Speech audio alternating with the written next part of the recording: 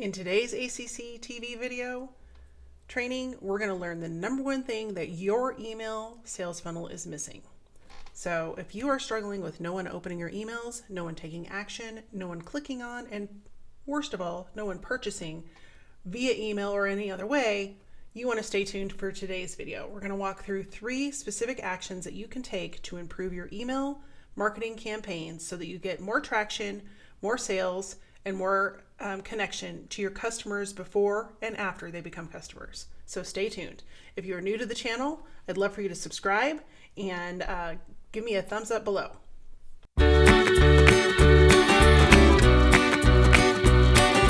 Here are some common symptoms if you're to let you know whether or not your email marketing is really being effective.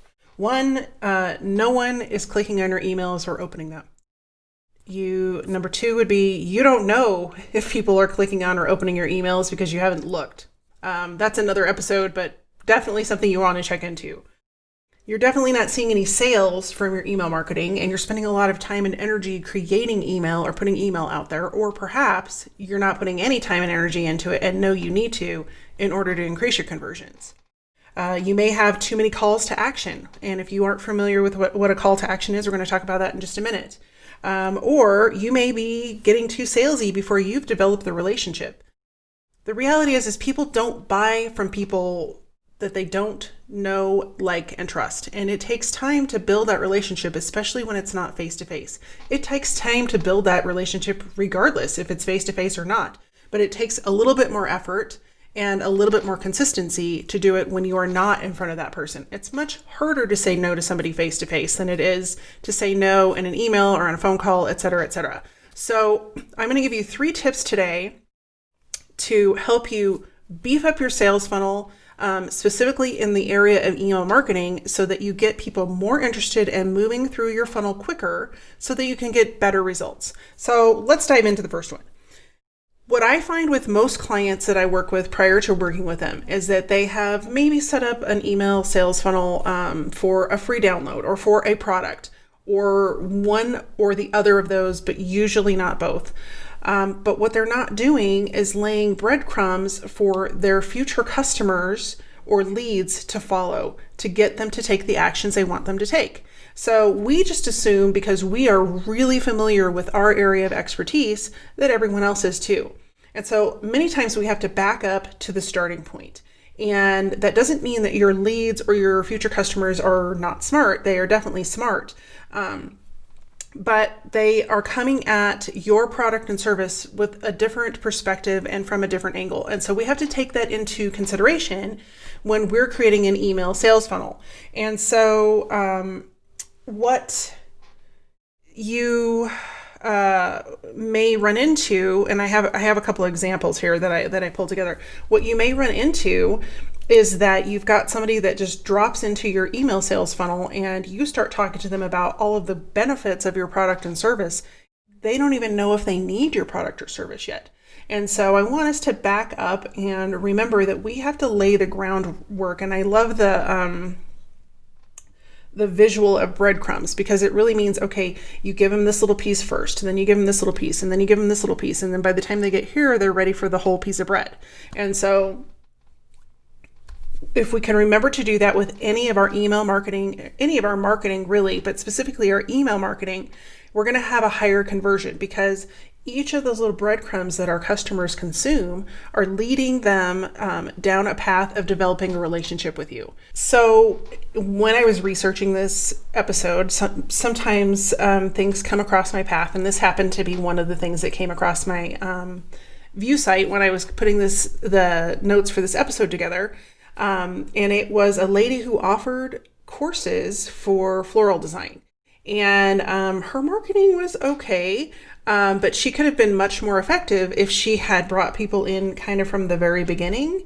And usually the very beginning starts with your ideal customer or your ideal audience's biggest problem. And so some of the problems I came up with, and I know like little to nothing about floral design. It's not my area of expertise, but some of the problems that I came up with that I think would be an issue for people that are wanting to get into floral design is that perhaps they want their house to look really nice for the holidays, but they don't feel crafty. They go to the craft store and they're like, I have no idea what to buy. Or they get a bunch of things and they have way too many things to put in their wreath and they don't know how to make them fit into the wreath without seeming overcrowded and kind of obnoxious and gaudy. Or maybe they just really want their house to shine for the holidays and kind of give their neighbors a little bit of envy because their wreath looks so awesome and the neighbor's wreath looks meh, all right.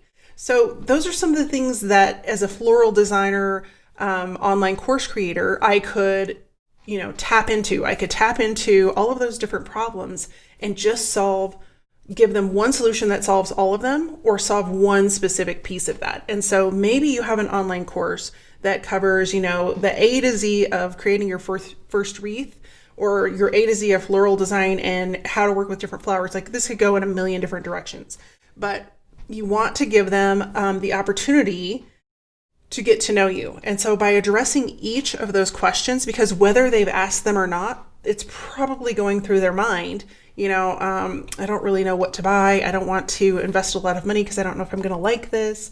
I bought way too many things and now I'm sitting here and I don't know what to do with them. I'm feeling, like I have zero creativity and I really need a lot of guidance, all those different things.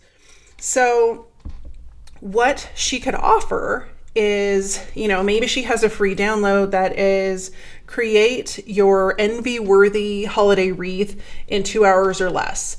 And she could have that as a free download and maybe it's just a PDF. And then from there, she has another call to action or additional emails that are leading up to what the actual product is, which is a 5-day course where, in 5 days, you can learn to design 5 different kinds of wreaths or whatever it is, from A to Z, shopping list to craft room to front door. So when you look at how you can set that up for your customers, like that would be a very easy way.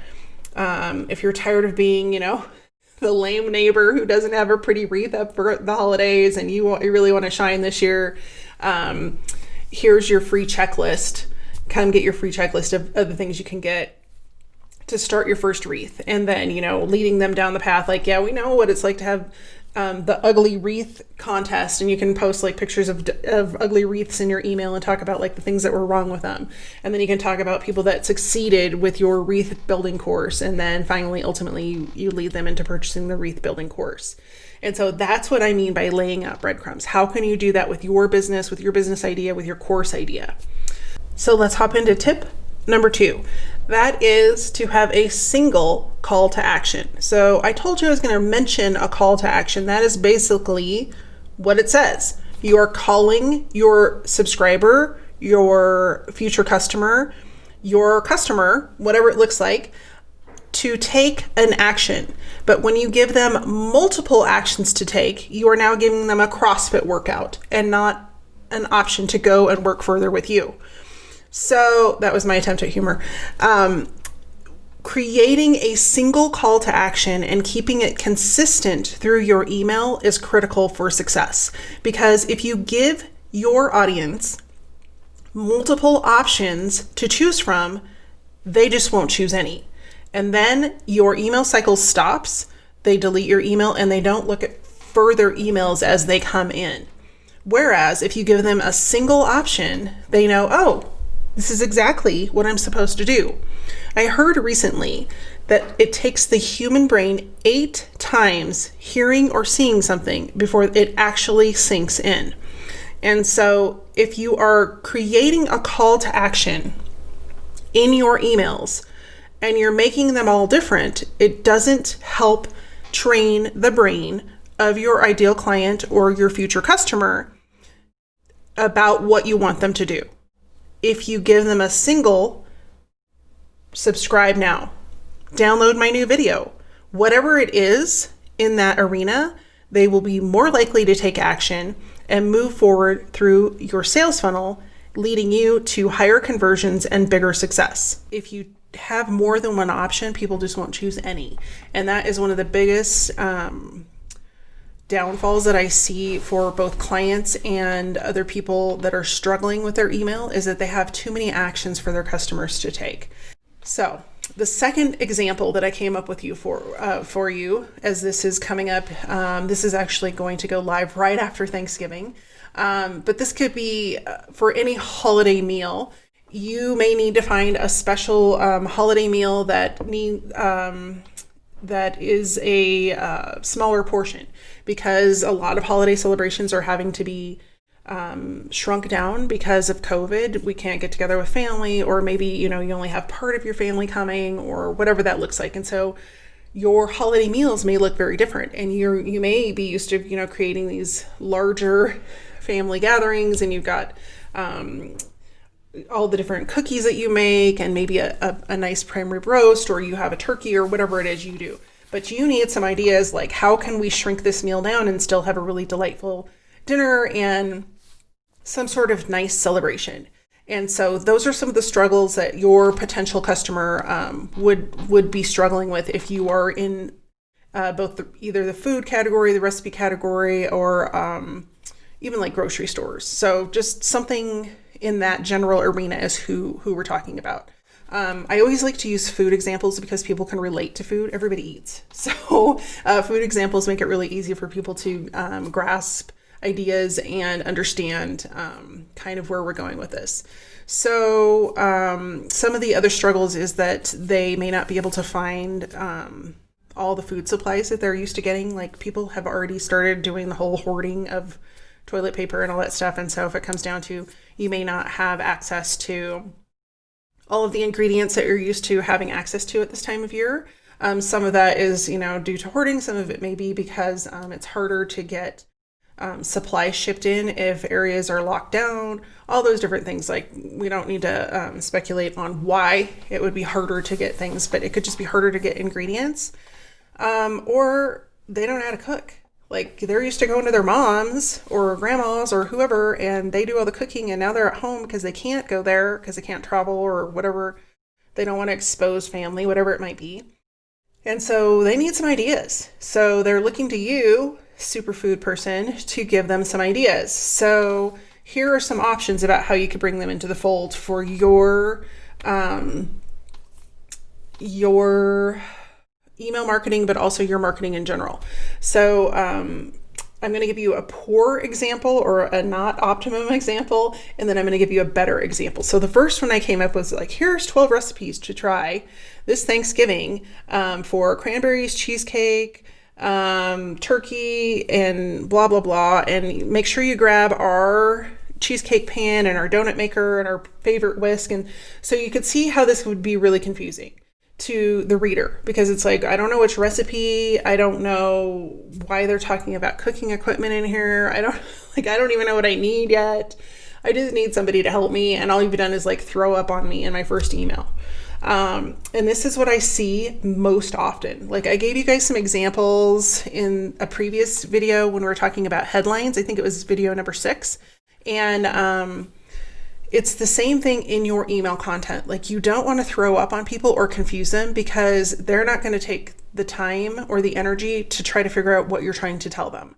And so when you can make it really, really clear, and you can set into motion one singular action and one singular piece of information to move them forward, they will take the actions to move forward.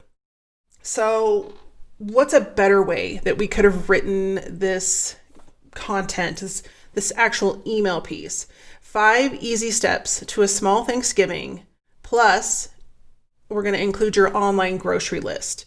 And you could make that like, it's $10 to download the entire menu, grocery list, and video instruction. And I'm just throwing numbers out there. It could be more, it could be less, but $10, you get the videos for 5 easy steps, 5 simple videos to help you get Thanksgiving on the table. You're going to get your grocery list, and you're also going to get your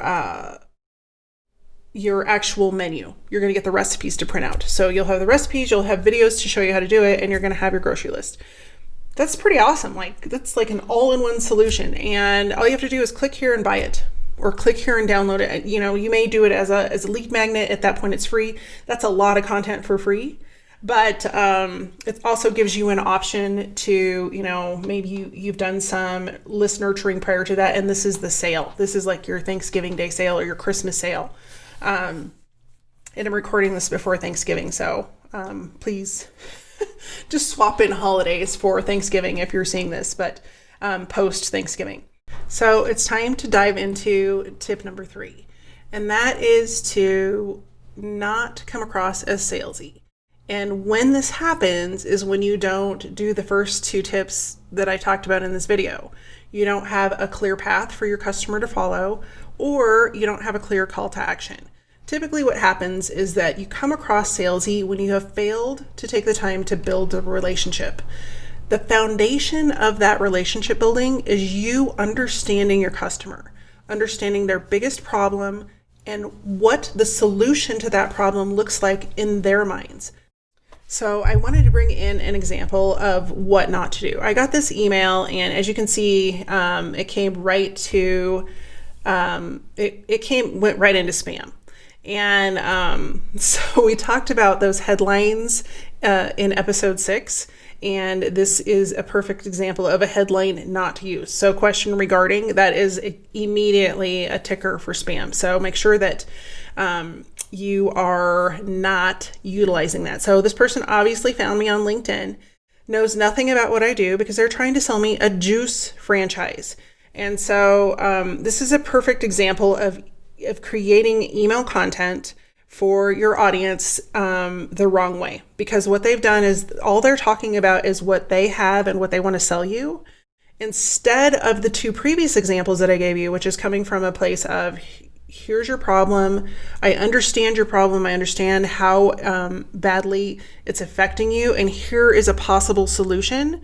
We know you want to be here, and so here's a way for you to get there. And so it's really important for us to look at that exact journey. Your customers have a problem. Your solution is not the answer to that problem. The answer to that problem is the resolving of their problem. That is the solution. Your product or service is the way they get from their problem to the solution. And so when you can start to look at that when you're doing any kind of marketing, specifically email marketing, and you can take them on a journey from here, we understand your problem, it sucks. We understand that you can't have Thanksgiving dinner with your family. It totally sucks. We understand that maybe you don't know how to cook. Don't worry. We are going to help you get the best Thanksgiving dinner on the table that is possible for this year. And here's how we're going to do it. That comes as a place of value. So when this email came in, I just sort of laughed because I was like, number one, it went to spam. So I sometimes have to go search through my spam just to see what kind of emails I get so that I can use them as examples. But 2, it shows me that this person, 1, didn't do any research besides go and find my email address on LinkedIn. So that is number 1, annoying. But also that they know nothing about me. And so if you're sending out emails like this, not specifically like this, but you're sending out emails that just talk about you and your solution and your product, and you don't know anything about your customers, that is why your email marketing isn't working. Your customers, there will never be a time that I will not say this to you. Your customers are not looking for your product or service. They are looking for a solution to their biggest headache. And when you can come with your product or solution from that angle, your conversion rate will change 1000%. So if you've tuned into the show before, then you know that I always add a bonus in here. So another large problem that I see with a lot of the marketing that happens out there, and even people that I have hired me to work with them one-on-one, is that they struggle with tying their call to action for their emails to whatever is the next step of their sales funnel. Now, a lot of times people are confused and think, okay, I need to tie that to selling my product. That call to action always needs to be selling my product. That's not necessarily true. A call to action can be something like, watch my new video that I just did talking about how to improve your email. Listen to my new podcast episode. Here's my new download that's going to help you with A, B, and C. You can grab it here. But it's part of the call to action duty or responsibility is to nurture and grow that relationship. And so the ratio in the world of marketing is usually 80-20. You want to do 80% of giving and then 20% of asking. That has shifted a little bit. I would say it's actually more like 90-10 because there are so many people out there doing marketing. So when you're creating those call to actions, you may have to create a list that you keep with you when you're writing email, especially if you send email out consistently, like once a week or, whatever your schedule is. Mine is once a week. You create your own schedule for your own, when you have time and all of that stuff, but just make it consistent and make sure that you are sharing that with your subscribers so they can expect to hear from you during that time. But when you have a list of call to actions, it gives you the option to go, oh, I did this one last time. Now I'm on this one. Now I'm on this one. And it helps you kind of define how you're leading people to the sale. And of course, that's going to change depending on what your promotion period is and what you're promoting at the time and the time frame for that promotion. But you always want to make sure that you are connecting the dots from the beginning, the entry point, all the way through the email to the ending point. And that call to action, keep it to one, and always be consistent with that call to action throughout the entire email. You're going to see much, much better results. That's what I have for you this week. If you've enjoyed this video, I would love for you to give me a thumbs up. I've linked to a couple other videos in the description below that go along with this one. One is the breakdown of the sales funnel, so you know all of the components of a sales funnel. I created that. And also the one about how to improve your headlines so you get more emails opened and read and clicked on. So in the meantime, stay healthy, be well, and I'll see you soon.